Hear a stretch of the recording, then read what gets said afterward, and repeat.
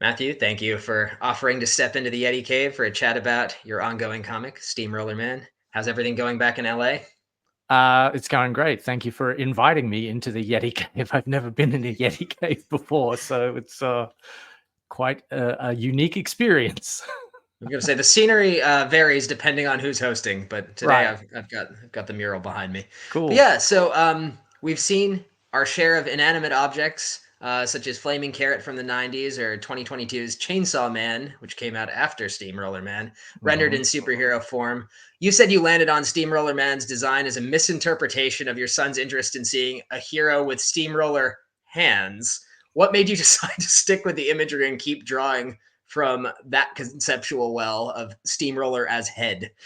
Oh, well, I got that image in my imagination as soon as my son said the word Steamroller Man, and so the more I thought about it, the more I started to have ideas about, like, well, what would be the implications of a superhero with a huge head? And the first thing I thought of was, well, he couldn't really have how would he have a secret identity because his head's so big? Like he stands out in a crowd. So what would he then do? And so I started, just the jokes just kind of started to flow from my imagination, where I thought, oh well, what if, it would be funny if he tried to put on a pair of glasses like Clark Kent does to, and in his mind, like, yep, I'm covered. Like no one's gonna recognize me because I'm wearing glasses. I do love how big it makes his eyes as well. Yeah, yeah, The disparity is really funny. yeah. So that sort of came. That was the sort of the second kind of flow on step. Was I initially drew a sketch with little glasses to match the eyes that he has when he's not wearing them. But then I thought, well, how does he stick them on his head? Because he doesn't have ears. So then I thought, Right. well, if I make them a big pair of glasses, then the earpieces could hook over the axles on either side of his head. And then because the glasses were so big, that's when I thought, oh, the huge lenses would magnify his eyes to like anime size huge eyes, which that became a look in It itself. works to great effect. It's brilliant. I love it. Thanks. Yeah. Yeah. But yeah, so you've been providing weekly comic page posts, and you've hosted Steamroller Man on Global Comics as well. You've hit your stride with a release schedule in digital form for a few years, and Mhm. you'd mentioned an interest in printing and doing the convention circuit before COVID hit. So, what does the audience have to look forward to with this campaign now that you've built out the world even further over the last few years and have a variety of rewards to offer for the Kickstarter campaign? Well, this campaign is to fund a print run of issue one. It's which is 40 pages. It's going to be black and white. I've drawn it in black and white since the beginning. And the Kickstarter campaign is going to. We're offering. There's 3 variant covers by John Boy Myers, who's a pretty successful guy in the mainstream comics industry, does a lot of cover work. Sam Grinberg, who was just nominated for a 2023 National Cartoonist Society Award. He is an independent cartoonist.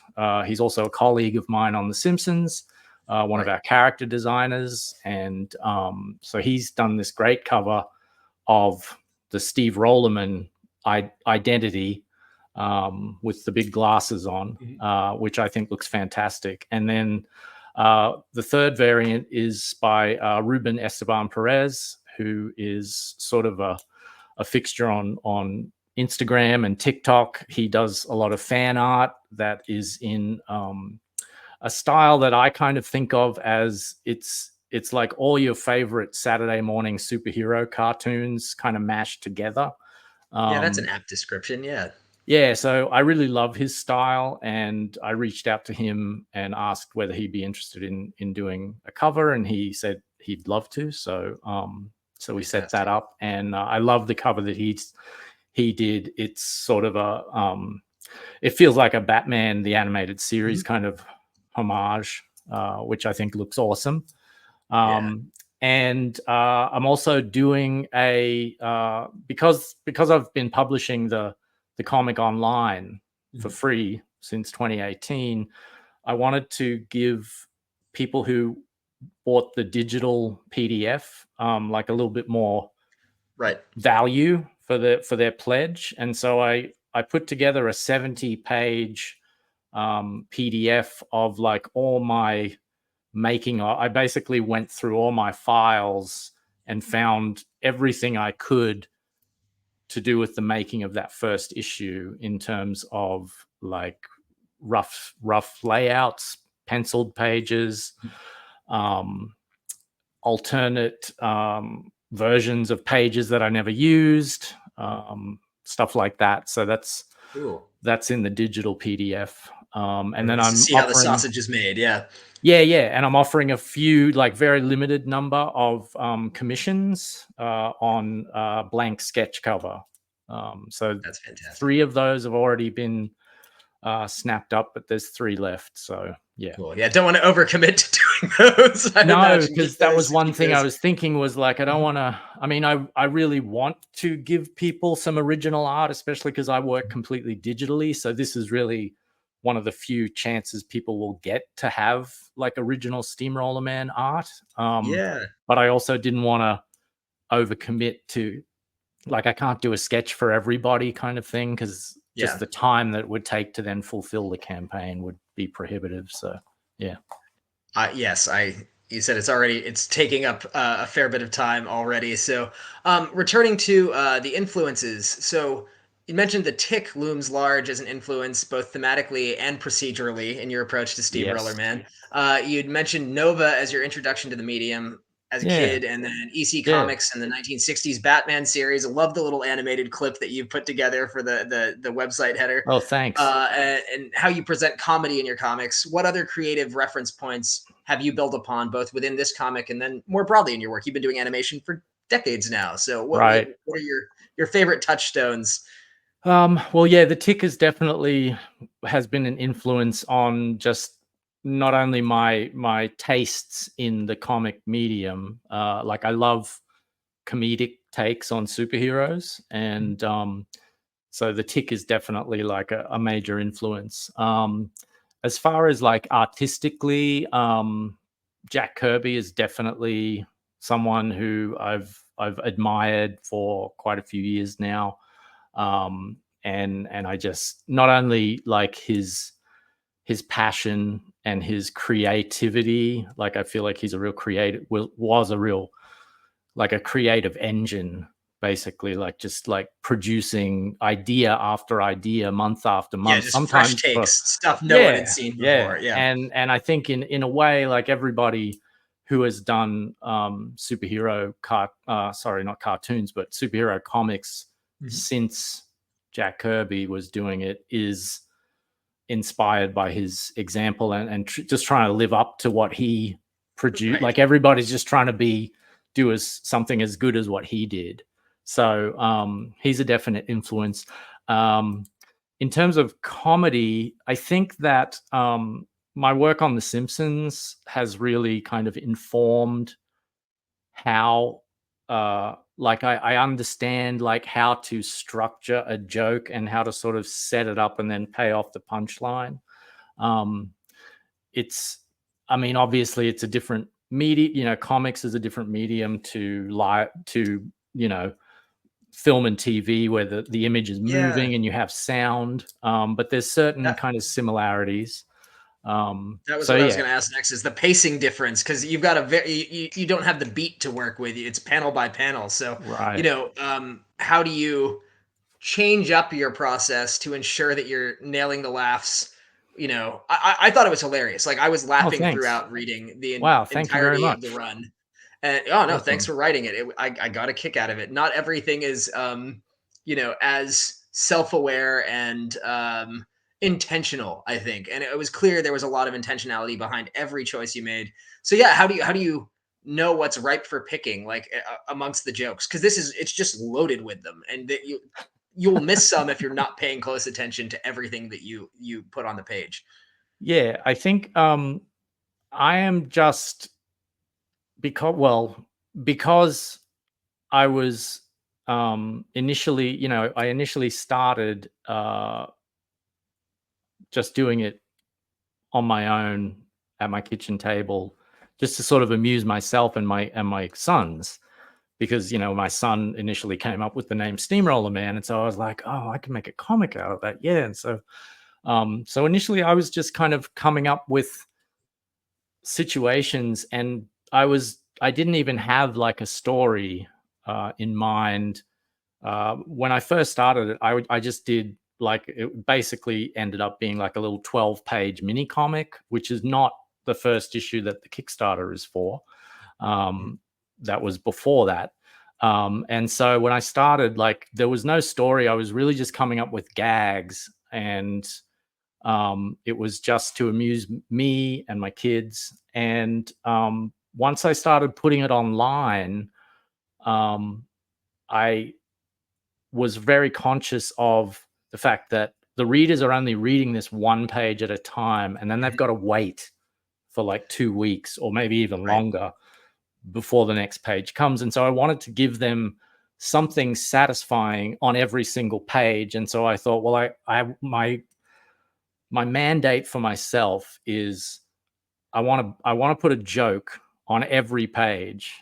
And if not a joke, then at least something where people would be like, "Oh, that's kind of clever," or "Oh, that's cool," kind of thing, Comedic bites to whet the appetite. Yeah, Yeah, yeah. it totally So works. so it really was just it's just whatever comes to my head as I'm like drawing it. I don't work to a full script. I have Ah, an okay. outline, and I know where I want to get to, and I'll just rough out the actual I know, like, okay, this has to happen on this page. Here's the start, and the page has to end with this event or this whatever. Yep. um and in between there, then I start roughing it out uh as a thumbnail, and it's at that point that my wheels start turning to think, like, okay, then what's the joke going to be? Yeah. Do you ever Sorry, yeah, feel go like you ahead. stretch the narrative to tell the joke you want to tell, or do you feel like you reel it back sometimes just to stay to task? No, that's a great question. Actually, really perceptive of you, because I do stretch the narrative in service of the jokes. Because one thing, going back to your earlier question about like how the medium is different from the medium of comics is different from the Yeah, yeah. medium of film or TV. Um, the pacing, like in comics, you can only have sort of one thing happening in each panel. Mhm. So, and jokes are all about timing and setting up a rhythm and then disrupting that rhythm with the punchline. Yeah. So, to set up a rhythm, you need a certain amount of real estate on the page. And sometimes you want the punchline to be on the page turn. Right. So then that's what sort of expands the book, is because sometimes a joke takes 2 pages because Right, you right. need the Yeah. setup on one page and then you turn the page to get the punchline. That's so it's I found when I first started issue 1, I initially thought, yeah, this will be 22 pages, but it just grew and grew as I started adding the jokes in, just because it needs to be paced a certain way to make the joke work. And so I was like, well, I can't do this in one page. This has to be, half the joke on one page and then the rest of the joke after they turn the page. So, it's that sort of stuff that did make it expand and expand to a point at which issue 1 became 40 pages, not Yeah. 22. So, It's funny because mentioning the pacing for comedy in comics, very similar parallels to the way people talk about writing horror comics, because you don't have Really? that same, so yeah, that same sort of opportunity to use the soundtrack or use jump scares. Like the Right. page turn element is one of the only ways you have a Yeah. reveal in comics. So it's interesting to hear how similar that snap across to deliver the denouement it really is. So you mentioned Jack Kirby as an influence. You Hmm. mentioned previously that Kurtzburg, the city, is a reference to Kirby and his Yeah. given name, Yep. and it's seated amongst a whole bunch of homages. I saw, yeah, there's one Doe in there, got one Homer Right. Simpson line. There might be Yes. some other Simpsons gigs Yes. or jokes, gags I missed. The gingerbread golem, definitely a bit of Hmm. a thing inspired. Love that. Yes. Yes. Yeah, what I mean, across the industry, he's nearly peerless. We were talking, everyone's trying to hit that bar. Is there anyone else from the history of comics that you would elevate to a similar tier, either personally or you think in terms of influence on the medium?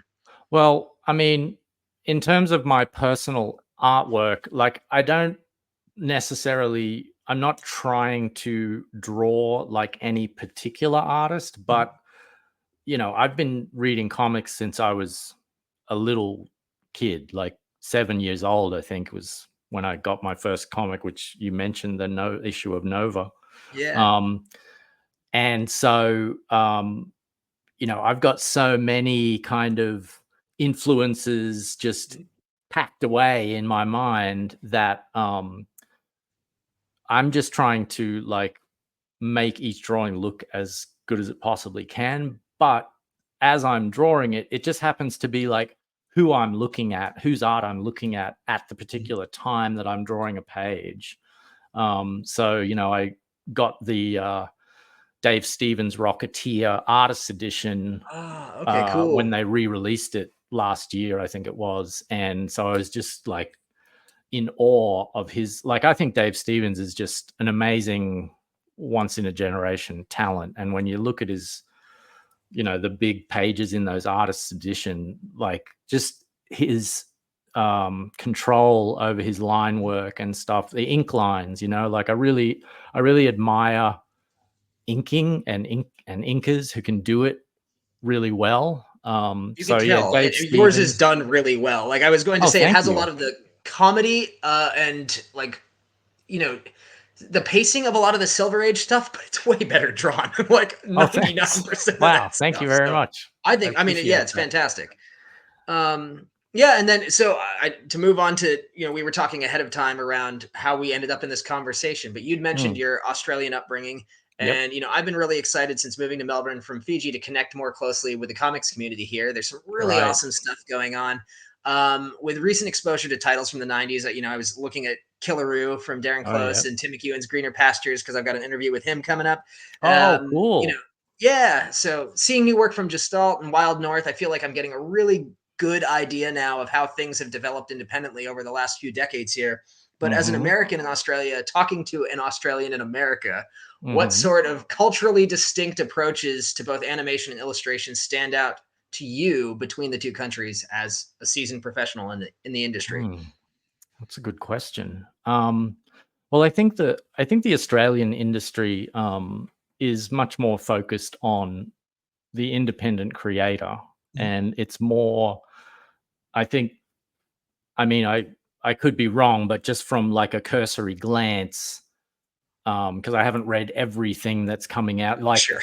one thing I should say is there are so many um, comics coming out from the independent Australian comic creator industry right now, which I contrast with when I was growing up in Australia and wanting to be a comic book creator when I grew up. Mhm. Um, it was very rare to see like an Australian comic on the stands. There were three guys who put together a comic called Cyclone, which I think Okay. influenced a lot of Australian creators of my generation, which was like mid to late 80s when Okay. that I, was I coming haven't out. dug into that. I'll Oh, you check should it look out. it up. So Gary Yeah. Challoner did Okay. a comic called The Jackaroo, and then Glenn Lumsden did one called Southern Cross, which was very Will Eisner influenced. Okay, cool. It was sort of like a pulpy kind of thing, but it was set in Melbourne in the 1930s. That sounds right up my alley. I'm And then there looking was a forward to guy it. called Dave DeVries who did like a pretty straight superhero story called Southern Squadron, which was, you know, Australia's own kind of super team. And Nice. I got every issue I could of that comic as it was coming out. And so those three guys were really influential to me when I was growing up, just in terms of, you know, like, again, like I wasn't trying to copy their art or anything, but just kind of Mhm. to see like, oh my God, these guys are Australian and they're doing Yeah, comics. paving Maybe the I way, could right? do it one day too. Yeah. Mhm. So I think, you know, over here in America, it's there's definitely that side of the industry where it is also very creator driven, and it's like the writer artist kind of thing where it's these creators like Charles Burns or Daniel Mhm. Clowes, or, you know, they're doing their own thing.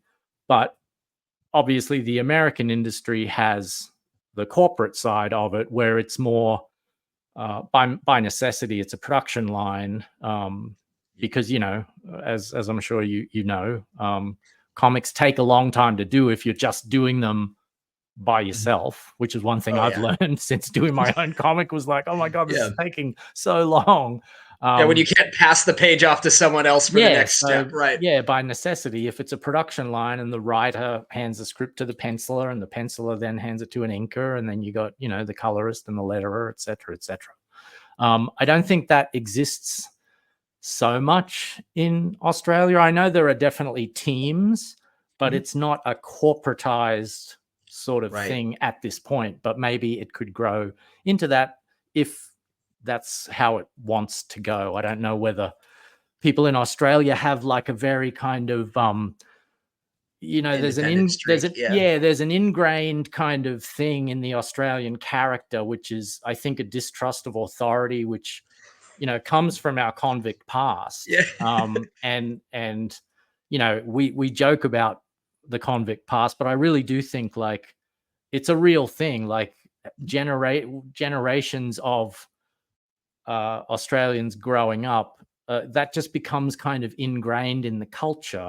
You can't tell me what to do. Yeah, exactly. Like, oh, don't, you know, he's management, don't listen to him, that kind of thing, you know. So Yep. I don't know whether the corporate thing would ever really take off in the Australian comics Yeah. industry. Not that it needs to. Like, I'm not endorsing that. I think I actually like the other way better, Mhm. where it's like independent creators just doing their thing and putting their stuff out there. I think it's amazing, and I'm just blown away by the the the depth and breadth of the amount of things comics coming out of Australia right now. It's just I'm like literally I can't believe how many interesting things are It's coming out. impossible to Yeah, keep up with almost. There's a lot now. it really is. And Yeah.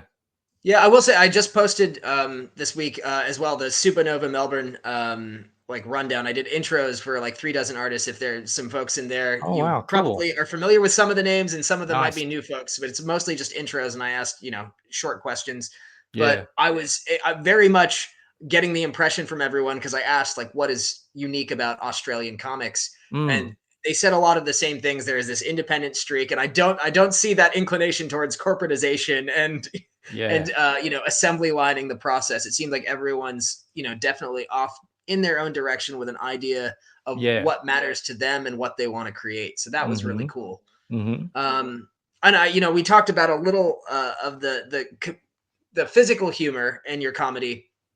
I loved the process in Steamroller Man issue 2 of him using his rotational capability to full Oh effect. yeah. Like Right. it's Yeah. Yeah. wonderful. The physics of the comedy is fantastic, and it has this really kinetic feel. It's really well integrated into the imagery. We talked about the glasses. They keep coming. Do you feel like you have to like switch modes? We talked about the pacing, but what I guess we talked about you doing everything digitally. um, I can kind of combine those two questions and ask like with the textures, with the tone on the page, you're adding all of this like duotone and Mm-hmm. um, the depth that goes into the image on the page is clear. So as someone who has studied and worked in illustration and animation both at top tier studios, what sort of industry practices or tools have worked their way into your creative process? And in what like personal idiosyncratic ways do you separate out what you're doing? You said you're not trying to ape Kirby or you're not trying to, replicate a style, but like if I mean, you've been drawing, I assume, every day for decades now. Yeah. What habits have you formed? What tools do immediately gravitate towards? Are there certain softwares or um, you know ways that you put things on the page that have been informed by an entire career in the field?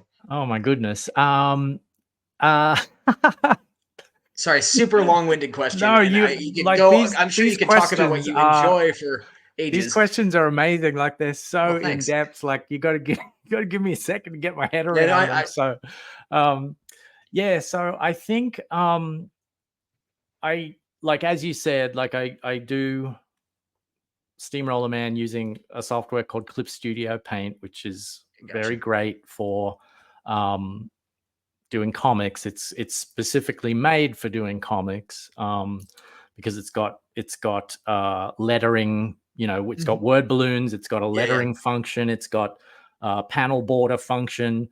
I didn't start the comic in Clip Studio Paint. I started just drawing on Xerox paper at my, just with a brush pen, Yeah. and I had bought a copy of Clip Studio Paint, but had not installed it on my computer. Because I'm the sort of person who, like I'll be at a comic convention, and this was how I got Clip Studio Paint. Was they had a booth, and they're like, oh, they're, demonstrating like, look at this wonderful new software for making Caught your comics, and I was attention, like, yeah. oh, this looks cool. How much is it? Oh, it's only $99. Okay, yeah, I'll buy it. Mhm. And then it just sits on the shelf, and and it's sort of like, oh, I haven't had time to muck around with it yet. Mhm. But once I actually started doing Steamroller Man, um, it was a gradual process where I started doing more and more things in Clip Studio Paint in preparation to put it online. Okay. When I finally decided I was going to put it online, I was like, I really don't like my hand lettering, my handwriting. It didn't look the way I wanted it to look. And so I was like, oh, that Clip Studio Paint, I can do lettering in that. Let me scan the pages in and I'll just do the lettering. So that was the first thing I did. And then I was I got like, it. oh, I wonder if I can like touch up the artwork like Slowly here and adding the there. And so tools, yeah, yeah. slowly I kind of taught myself how to use the software Cool. by, Googling like how do you letter in Clip Studio Paint? How do you do, inking in Clip Studio Paint? And so then it just gradually grew to a point where I'm now doing everything in Clip Studio Paint. And the tones and stuff that you mentioned, that started off with me just kind of mucking around and experimenting with like, oh, what does this function do? Let me see what I can do with that. And then the experimentation turned into like, oh, this would be good for the tone on his roller. um you know It finds its um way into recurring parts yeah, of so the then comic. Got it, yeah. then it gradually became like, okay, that's how I'm going to do it. Like that's what this Mhm. is going to look like for the whole comic. um but Huh. yeah, it's just been like a process of like just trying things out and seeing if they work.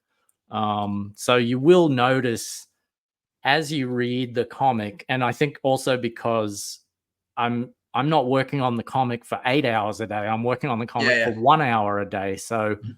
one page takes me about 10 days to do. Right. So doing it over that length of time means you really are going to see my art evolve as you turn the pages. And hopefully you think it gets better over Oh, yeah, as you turn the pages. I think it's it's shaping much up better now. beautifully, like Yeah, it's thanks. funny that you mentioned, like, the tools that you find easiest to use are also helping to shape the visual identity of the book as you go. Like, it's, Yeah, yeah, what you're totally. inclined towards using. Yeah, totally. And I think my to go back to your question, I think my animation background Mhm. sort of informs uh, not so much a stylistic kind of choice because Okay. you know, I'm coming from working on the same property, The Simpsons, for the last Right. 25 years. Yeah. And so when I started Steamroller Man, I deliberately wanted to do something that didn't look anything like The Simpsons. That was like a very core goal, was like, I just want to draw something completely different for me in my own style, which I didn't even know like what my style was. I just was like, I'm just going to start drawing and it's going to come out how it's going to come out. And it's really stylistically evolved. The comics really evolved stylistically over time. But Yeah. I think the way that my animation background informs the comic is more in the posing and the staging of the gags, like Uh-huh. trying to Yeah. pose the characters very, so a pose reads clearly as the emotion or the action that I'm trying to convey, which I think is almost even more important when the figures aren't moving. Right. When You you've don't have only you don't it's just the keyframe. You don't have the filler. Yeah. exactly, you've only got one pose to convey Mhm. that idea, so it really has to be very readable as like he's doing this, and you can immediately tell what he's doing when you look at it. Whereas when in animation, if the character's moving, you have that extra information that you're giving the viewer is, well, he's walking across the screen, so he's walking. So, it's again, it's like we were talking about before. That's the difference between the two media was Yeah. so yeah, did that answer your question? Well, yeah, absolutely. And Hmm. I was thinking a bit about like how speed lines get used and stuff in manga and Oh, whatnot, and to convey that there is rapidity happening. I think that you had some very kinetic poses throughout, and yeah, it yeah. definitely adds to the humor. But Yeah, I and mean, this is sorry, continue. I was just going to say that that's not so much influenced by anime as it Mhm. is by manga, like actual, Yeah, yeah. speed lines and stuff. There's an artist called Daniel Warren Johnson who is sort He's of, amazing. yeah, and Yeah. he's also influenced by manga Mhm. and anime, but looking at his artwork, it's so like kinetic and visceral and loose. And mine is not loose. I wouldn't call my artwork loose at all because I'm sort of too pedantic about my line work to let it get. I can't do it. Like I'm just like I can't do it that way. No, I got to I can make it see the look nice and specificity. clean. Yeah. Yeah, like I don't want to say it's like quite to like that '90s Jim Lee level of hatching and stuff, but you definitely are paying attention in the same way. Right. Yeah. So I Yeah. think it's I started off my animation career doing cleanup in feature Mhm. animation, and cleanup is all about putting a nice clean line on an Mhm. animator's rough drawings. And so I think that was a very formative experience in my artistic development because I was doing that for a few years, Yeah, the economy of capturing the form, right. capturing the movement. Yeah. Yeah. And so that I'm still using those skills that I learned when I was in cleanup to make the ink lines nice and clean on Steamroller Okay. Man. So, All right. That sounds yeah, perfect parallel. And I didn't want to miss out the opportunity to call attention to your liberal and creative use of onomatopoeia for the variety of oh, actions. I know that's like an old school Batman '60s series throwback in a certain respect, and just making sure that it you know the wordplay you're bringing punctuates your illustrations. Since you come at this medium from the art side, you said you're not scripting stuff up front. How much of that writing, like, well, I guess we talked about this a fair bit. Like, what that your gags are driving the story. You have an endpoint and a starting point, and the ability, like, to capture a visual gag or a written gag. Which one, I guess, is more important? Like, are you looking for the hmm. imagery, or are you trying to get the dialogue out and make the joke? Well, in That terms that of the question evolved, sorry. Yeah, no, that's great. That's a great question, and I think it's I'm not favoring one over the other, but I do definitely have a predilection for puns and Yeah, wordplay. Like there's a I lot love of that. that stuff throughout Steamroller Man. And so if there is an opportunity for me to like make a joke about, involving a pun or a funny name, then I'm definitely going to drop that in. But The marshmallow, so good. The oh yeah, marshmallow thanks. acronym. I don't want to spoil it, but yeah, Yeah, thank so you. good. And Thanks. Yeah, yeah, I love that coming up night with night, sleep that tyke. acronym. So good. There, I'm like, I know this isn't in the first issue, but for everyone who hasn't picked it up and read it yet, there's so much to look forward to in the subsequent issues, and I love the way it's shaping up, and Thank you. yeah, it's really it's impressive to see the the amount. I mean, like clearly it started in an evolved place. I know, like you see the evolution over the course of you doing it for the last what 6 years, Yeah, 6 but years, yeah. obviously you knew what you were doing when you started, and it kind of gears up. I feel like it goes from like third to fifth gear really quick, and Oh, wow, you thanks. missed a lot of the like growing pains that you see out of webcomics from fresh artists. Like you clearly had intent and Wow. skill to deliver what you had in mind, and Thank you. I loved picking it up from page one. So Oh, thanks. yeah, of course. Thanks for making time to talk about it. I've learned an immense amount about, a number of Australian creators that I have to go pick up and read old work by. And yeah, The Rocketeer, I would not have pulled that one out of the hat. So thanks for adding that to the equation. Oh, But, yeah. as a closer, we always, kind of provide at Comic Book Yeti the opportunity for artists to speak beyond their projects. So apart from the material that informs Steamroller Man and the other professional work that you do, what totally unrelated comics and other creative work, art, movies, music, etc., do you think our audience should make sure they check out once they give Steamroller Man their support? Like what else Oh, is catching your attention when you're not working on The Simpsons oh, or Steamroller okay. Man? Yeah. So, one of my favorite comics, okay, so how many can I say? Yeah, it's just, So I like got a I bunch. don't have a time limit. We've got Okay, so, there's a comic coming out from Ahoy Comics Mhm. called The Wrong Earth, which is very much Dead sort Ringers. of, That yeah, yeah, exactly. Like yes. it's my vibe. It's about a Batman-esque superhero called Dragonfly Man, and but it's a multiple Earth kind of story where there's an Earth Alpha, which is very much like the '60s Batman TV show Yep, yep.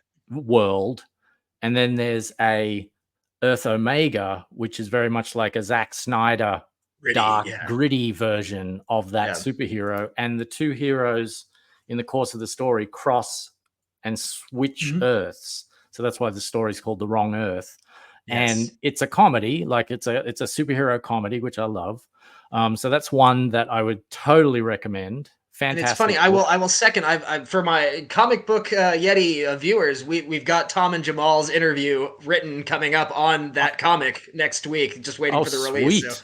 Oh, yeah, I can't wait. I can Can't wait to totally read it. see why you're a fan of it. It was funny because I was reading Steamroller Man basically alongside the Oh, no way. Dragonfly Man stuff. So I can see the parallel, and I'm sure anyone who enjoys your work would also really get a kick out of that book. Yeah, The Wrong Earth is fantastic. Yeah. So So continue. Sorry. so on a completely different note, one of my favorite comics ever was done by Xander Cannon called Kaiju Max, which Oh, he's okay. finished it now. Like it's a couple years since he finished it, but he did like there's 6 trade paperbacks, and the premise is basically Supermax prison for giant monsters. And Right. so there's it's not obviously it's not he's got like different kind of uh analogy characters for like Godzilla and Mothra and like different kaiju from the Japanese, classic Japanese Like kaiju gang movies. dynamics in the prison as well, Yes, or yes, there's different gangs. It's the thing is, like, Xander Cannon's artwork is so bright and colorful, it makes it look like it's a kid's comic, but it's not Mhm. a kid's comic. Like, trust me, do not show this to your Yes, kids all right. Thank you for the because disclaimer. it's as dark. It's such a unique book, which is why I Mhm. love it. It's a little bit genre defying because it's kind of, the storyline is kind of dark and gets Mhm. real dark in places, but he's also putting in jokes about, like, kaiju movies, and, like, Yeah, if yeah. you're a kaiju movie aficionado, he puts in these references where it's like, oh, that's that, oh, I get that. Like Captain America in Avengers, I got that Yeah, yeah. reference, kind of thing. And it's wonderful. He did, like, each trade is basically, he did 6 issues a year, coming out every 2 months, and each year was like a season of, like, a TV show, and it's very much like, I don't know Okay. if you've watched the TV show The Wire, but each I have not watched it. Yes, I'm aware of. well, you Yes. gotta watch that too. That's Yeah. amazing. But, every season of The Wire is, it's all set in Baltimore, but each Mhm. season is about a different aspect of kinda crime in Baltimore. And so, Okay. one the first season is about the cops trying to catch drug dealers, but then there's a season about corruption with amongst the Okay. unionized dock workers, and then there's a Thematic season about evolution. Yeah. reporters and stuff. So Mhm. Kaiju Max sort of is a little bit like that, because there's a season about the prison and the monsters in the prison, but then there's a women's, turns out there's a women's prison. So one season is about the kaiju in the women's prison, and then there's another season about the guards. The cool thing about the guards is that the prison guards are like tokusatsu giant robot type characters, so Okay. they're all Yeah. kind So you of get the analogies for other, famous yes, Japanese you got your Gundams and your pop Voltron culture. references in Yes, there. So yeah, exactly, that's great. exactly. It's a great book. It's so good. I recommend it to anyone who, even, like, this is one of those things where it's like, what do I give to people who aren't into comics? And I Yeah, yeah, always yeah. say, give them Kaiju Max, because it's just one of those Just throw things. them in You the don't deep have to know end. anything about Yeah. comics to enjoy it. Right. And Picking up an yeah, X-Men book, it's like, where do you start these days? It's like, which of right, the 9 titles and what 40 exactly, years of history? Yeah. You can't do exactly. it with most things. Okay, that's fantastic. I feel like I heard about it, but never picked it up, and now I It's will so good. definitely go back and give it Yeah, attention. seek it out, please. It's Yeah. so good. It's great. Anything from other media, Other outside of media. comics? Um, Um, yeah, what have I been watching? Um, yeah, I've been behind on my TV watching. We only just finished watching season 3 of Ted Lasso, which we're way behind Mhm. on, but we finally finished it, and I thought that wrapped up beautifully. Like, great ending to a great show. Ooh, I have not watched season 3 yet, so I will do that. I've watched the first 2, so thanks for It's very good, reminding and me that there's that's out there. some episodes in there that are so well written Mhm. and just, you know, uh, really well directed, uh, based on a really well written script. Like, it's just like the total package. You just To see think it like, come oh my together, yeah. god, this is so well put together on every level. So yeah, that would be my TV recommendation, is season Cool. 3 of Ted Lasso. Fantastic. Well, Matthew, thank you for stopping by. This has been really informative. I've really enjoyed learning some of the vast amount of information that you have, a ton of knowledge, and oh, I cannot tell our viewers enough how funny this comic is. So I hope Well, everyone thanks. enjoys the story and the humor and backs the Kickstarter and gets a chance to check it out, because everyone can preview it on your website. If there are any links, let me know. I'll drop in the portfolio link and the Kickstarter campaign stuff in the video description. If there's anything else from your socials, just let me know and we'll throw it in there. Okay, Yeah. cool. Thanks Thank for you. I making will. time, Matt. I really appreciate it. Thank you for taking the time, Andrew. It was awesome to Absolutely. talk to you. Thanks very much. Yeah. Hopefully, we'll have you back again soon for further projects, and you enjoy That would your be awesome. evening in LA. See you Thank you, soon. sir. Thanks. Have a Thank good you. one. See Bye. ya.